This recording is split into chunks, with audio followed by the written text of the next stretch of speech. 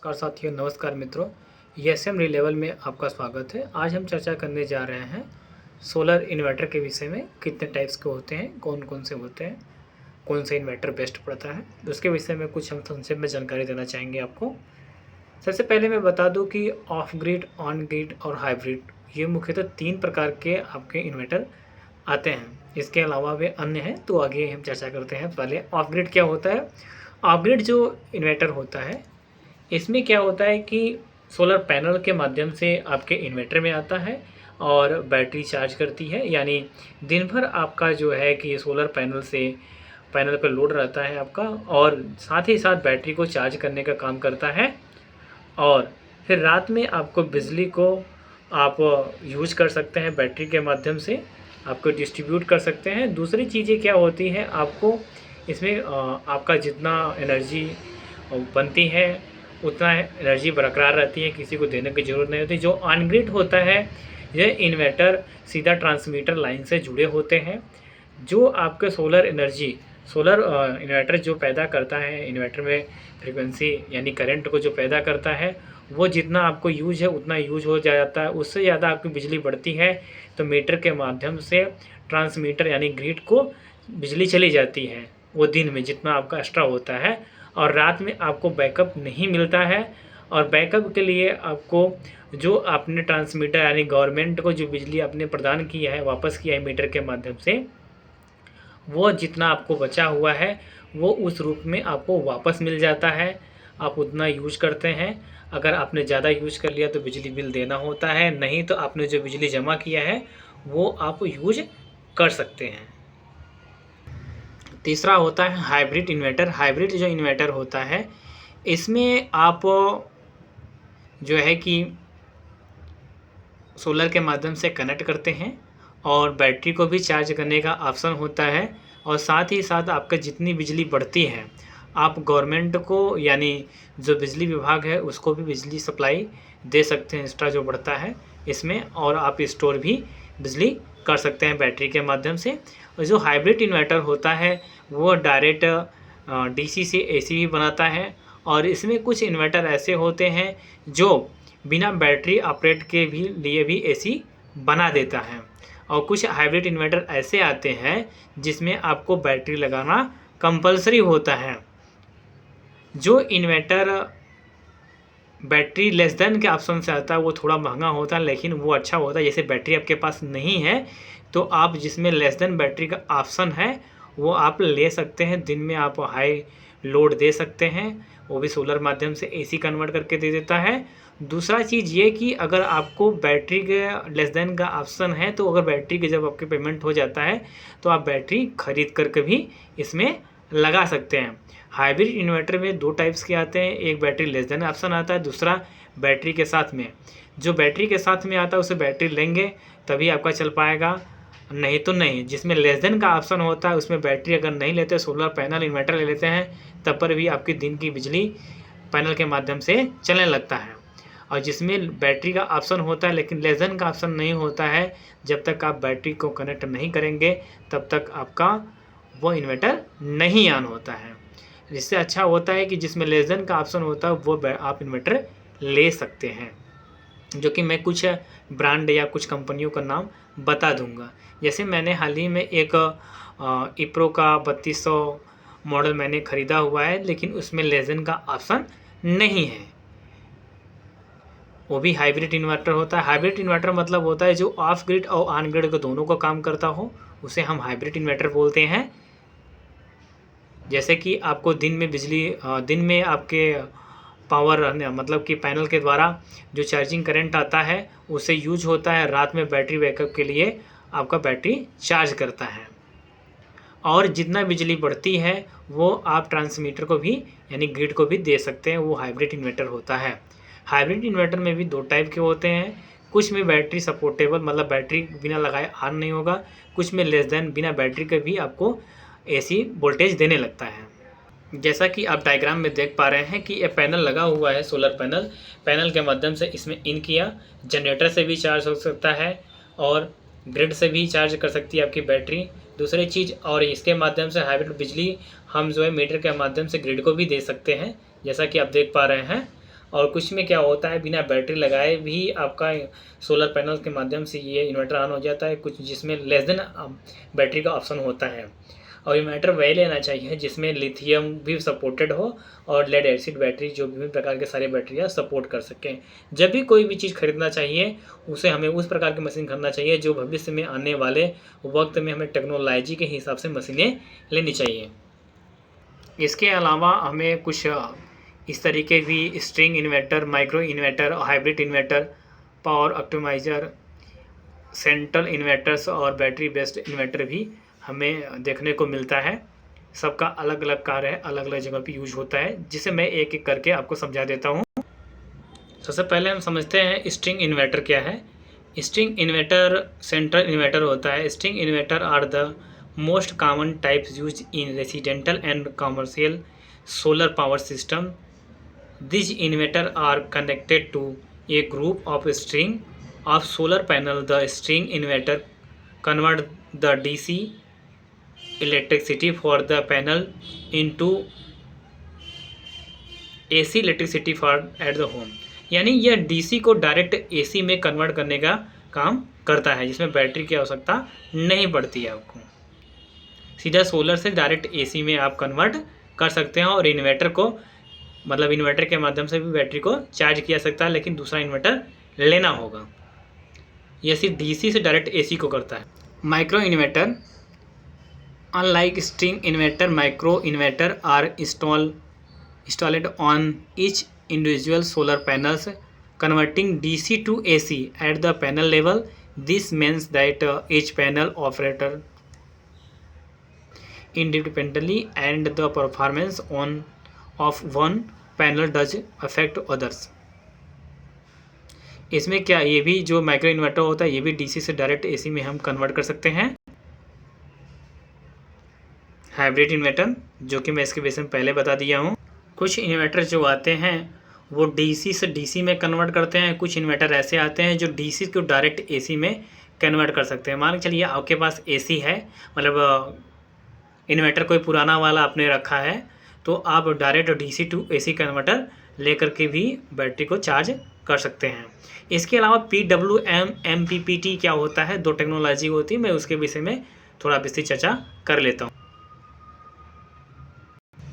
एक प्रश्न का मैं उत्तर दे देता हूँ, जो कि सोलर पैनल, एक लोग का प्रश्न था कि उनके पास 24 वोल्ट सोलर पैनल है, जो कि वो 12 वोल्ट की बैटरी को चार्ज करना चाह रहे हैं। PWM यानी पल्स विथ मॉड्यूलेशन को चार्जर कंट्रोलर के द्वारा थ्रो चार्ज करना चाह रहे हैं हम। टेक्निकली सब पॉसिबल है, मतलब ये अगर उससे चार्ज करना 24 वोल्ट से उनके पास सोलर पैनल है और 12 वोल्ट की बैटरी को चार्ज करना चाह रहे हैं, तो इसका मतलब है कि इनके पास पल्स विथ मॉड्यूलेशन इनके पास है, तो वो चार्ज टेक्निकली पॉसिबल है। लेकिन कुछ इम्पोर्टेंट और बताएं कि ध्यान में रख सकते हैं आप, ये काम करेगा लेकिन इफ़िशियंसी लो होगी। PWM charge controller solar panel के वोल्टेज को बैटरी के वोल्टेज के लेवल तक पुल डाउन कर देगा। इसका मतलब अगर आपके सोलर पैनल को 24 वोल्ट से 36 वोल्ट ओपन सर्किट है, 30 वोल्ट नॉमिनल डेटा है और आपकी बैटरी 12 वोल्ट है, तो PWM सिर्फ 12 वोल्ट ही अलाउ करेगा, बाकी वोल्टेज को वेस्ट हो जाएगा। यानी जो PWM टेक्नोलॉजी यूज कर रहे हैं, अगर 24 वोल्ट लगाए हैं तो उनका जितना भी वोल्टेज होगा बाकी सब क्या होगा, वेस्ट हो जाएगा। दूसरी चीज़, एग्जांपल की बात करें, सपोज आपके पास 24 वोल्ट पैनल है, तो 30 वोल्ट अगर उसमें प्राप्त हो रहा है 5 एम्पियर, तो 150 वाट हो गया। PWM कंट्रोलर 12 वोल्ट बैटरी के लिए 12 volt plus 5 ampere into 5 ampere, तो 60 वाट यूजेबल होता है, बाकी 90 वाट आपका वेस्ट हो जाता है। अगर MPPT टेक्नोलॉजी है तो वो बेटर होगा। MPPT कंट्रोलर का यूज़ आप कर सकते हो, जो कि बेटर अच्छा है। यानी MPPT का मतलब होता है maximum power point tracking. Charger controller voltage को स्टेप डाउन करके करंट बढ़ाता है, जिससे ज़्यादा पावर बैटरी में जाती है। ऊपर वाले एग्जाम्पल में आपने देखा MPPT controller 150 watt from panel 12 volt into 12.5 ampere to battery must higher efficiency than PWM। यानी जो PWM होता है वो हरास वैल्यू कर देता है। दूसरी चीज़ समरी की बात कर लेते हैं तो 24 वोल्ट पैनल है। 24 वोल्ट पैनल 12 वोल्ट की बैटरी को चार्ज करने में कर सकता है, यानी पॉसिबल है। और MPPT जो कंट्रोलर होता है वो भी चार्ज कर सकता है, जो कि बेस्ट चॉइस होता है। एफिशिएंसी की बात करें अगर PWM की, तो ये एफिशिएंसी जो होती है ये लो एफिशिएंसी पे करता है। और MPPT जो होता है हायर मैक्सिमम पावर यूज कर सकता है। और MPPT टेक्नोलॉजी अच्छी होती है PWM के अपेक्षा। PWM सस्ता मिल जाता है, 500, 600, 2000, 3000, 4000 के बीच मिल जाता है। MPPT थोड़ा सा महंगा मिलता है, लेकिन यह अच्छा होता है। मैं डायग्राम के माध्यम से समझा देता हूँ।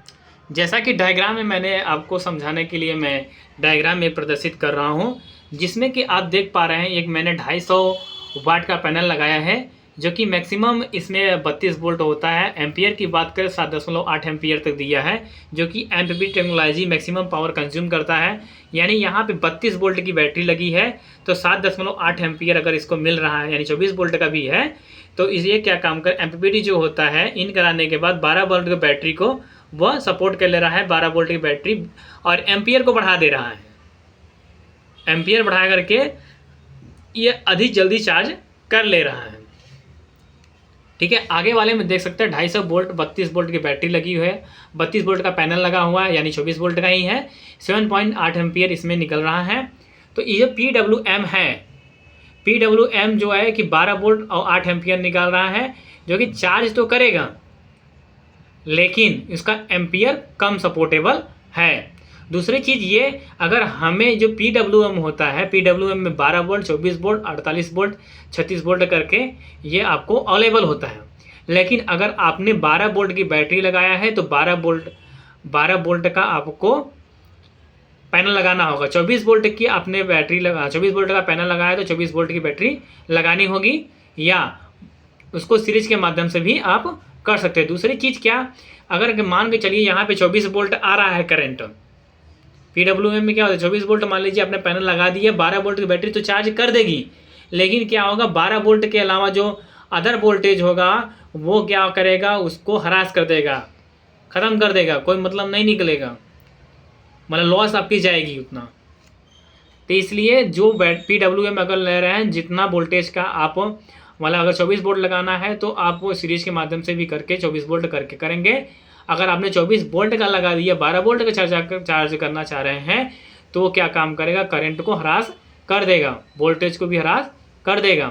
यानी MPPT टेक्नोलॉजी होती है वो बेस्ट टेक्नोलॉजी होती है। अगर मान के चलिए यहाँ पे आपने 24 वोल्ट दे दिया है, मान चलिए आपने 24 वोल्ट दे दिया, तो यहाँ पे आउटपुट आपको 12 जितनी जरूरत पड़ेगी उतने ही बैटरी वोल्टेज लेगा, 12 वोल्ट ही लेगा। और 24 वोल्ट के बैट डबल लगा देंगे तो डबल भी चार्ज ये कर देगा। जबकि इसमें ऐसा नहीं होता है। इसमें क्या होता है, अगर 24 वोल्ट दिया तो 24 वोल्ट को ये करने का कर देगा, लेकिन क्या होगा इसके वोल्टेज को हरास वैल्यू कर देगा। तो ये बेस्ट होता है MPPT टेक्नोलॉजी। इसके अलावा हम आपको समझा देते हैं कि available battery less hybrid inverter models, मतलब कौन से मॉडल में जो कि हाइब्रिड है और जिसमें सपोर्टेबल अच्छा है, जिसमें लेस देन बैटरी का ऑप्शन हो। अगर आप चाहते हैं कि आपकी बैटरी बिना बैटरी लगाए आप जो है बिजली पैदा कर सकें, तो उसके लिए आपको 2-4 मॉडल मैं सजेस्ट कर देता हूँ। एक मॉडल है लिवसोल, जो कि 4.2 किलोवाट रियल हाइब्रिड इन्वर्टर होता है, जिसमें बैटरी लेस देन ऑप्शन होता है। ट्रू MPPT इन्वर्टर के साथ में आता है। हाइब्रिड इन्वर्टर जो बैटरी के बिना भी काम कर सकता है, सोलर से डायरेक्ट लोड चलता है और ज़रूरत पड़ने पर ग्रिड से स्विच होता है और लिवसोल इन्वेनेशन होता है। 4.2 किलोवाट आउटपुट ट्रू MPPT और वाईफाई मॉनिटरिंग फीचर के साथ आता है। यानी अगर आपको बैटरी की ज़रूरत पड़ेगी तो आप बैटरी को भी इसमें कनेक्ट कर सकते हैं। अगर बैटरी की ज़रूरत नहीं है तो आप बैटरी बिना लगाए ही इस इन्वर्टर को ऑपरेट कर सकते हैं। और चार्जिंग आपका, अगर बैटरी लगा देंगे चार्जिंग करेगा, रात में आपको करंट देने लगेगा। यानी ये जो मॉडल्स ये सब सारे जिसमें लेस देन बैटरी का ऑप्शन होता है, बैटरी भी ख़राब हो जाए तब पर भी आपको कोई प्रभाव नहीं पड़ता है। इसकी प्राइस जो बात कर लें तो 30-35 हज़ार 25,000 से लेकर के आपका अलग अलग रेट में अवेलेबल है मार्केट में। दूसरी बात कर लेते हैं, दूसरा जो है एक मॉडल है इनर टेच का। बैटरी लेस देन ऑप्शन इसमें है, यानी बिना बैटरी लगाए भी ये सोलर इन्वर्टर काम करता है। इनर टेच जो रेंज है बैटरी लेस मोड सपोर्टेबल है करता है, सोलर और ग्रिड दोनों से सपोर्टेबल, डायरेक्ट पावर सप्लाई करता है। 5 किलो वाट की ये होती है, 600 वोल्टेज के साथ में किलो तक के मॉडल के अवेलेबल है। सिंगल फेज की बात करें तो 3 फेज तो वेरिएंट आता है इसका। Multi models grid type, grid example battery less, IoT based monitoring, MODBS के साथ में control, robots protection features included के साथ में ये आता है। तीसरा बात कर लेते हैं क्लीन एनर्जी।